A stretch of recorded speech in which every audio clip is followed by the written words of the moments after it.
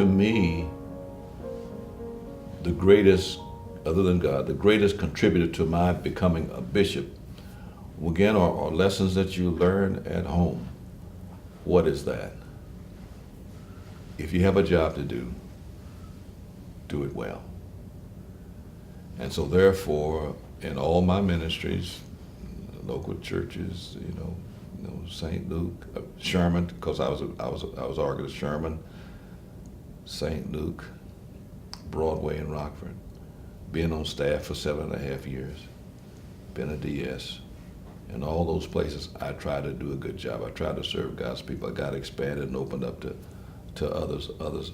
And then, as I continued to do my work, then every now and then people would start coming up to me and say, have you thought about? Have you thought about? And I would initially push that away, but if you get many people telling you this all the time, you have to start thinking about it.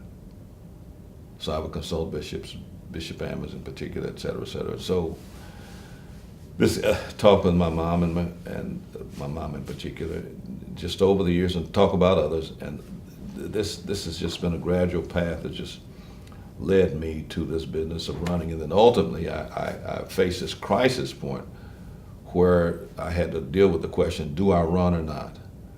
And I went to Bishop Ammons, and he basically said, John, discernment is a two-step process as far as I'm concerned. There's a discernment that you do, and you pray, etc., and you try to make up your mind, is this something I should do?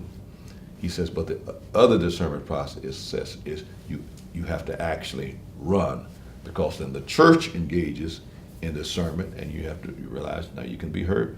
You don't have to be elected, any of those things. And so, John, you got to do those two steps.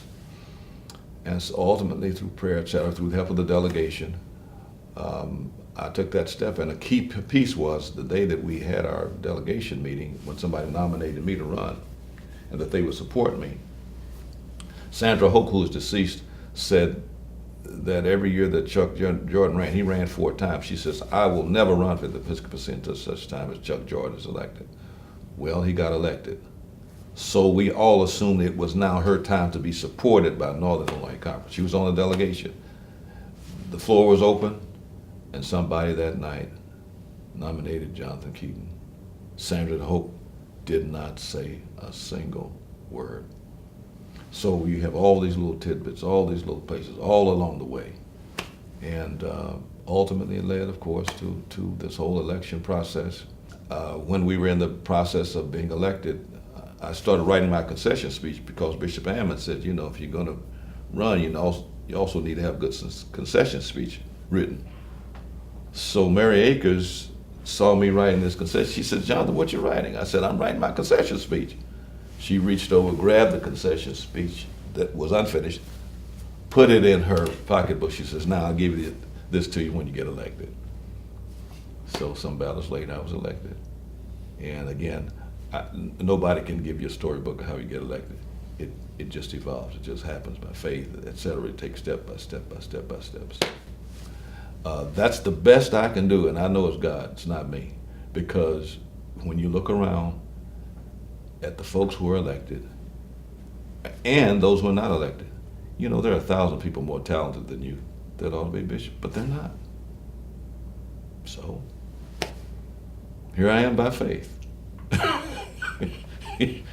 Here I am near the end by faith.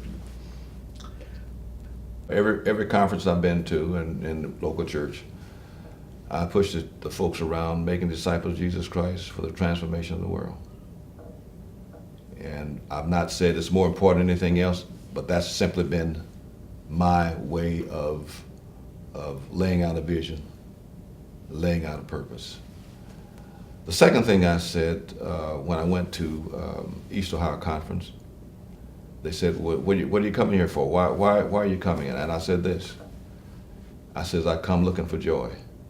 And every single local church, at every single annual conference I've served, I found joy in every last one of them, every single day. And I think, thirdly, they would say, I hope they would say, he loved the people. Now, they didn't get a magisterial bishop, I mean, whatever magisterial is, but I hope they can say he loved the people. He was open to the people. His door was open, whoever wanted to talk to him.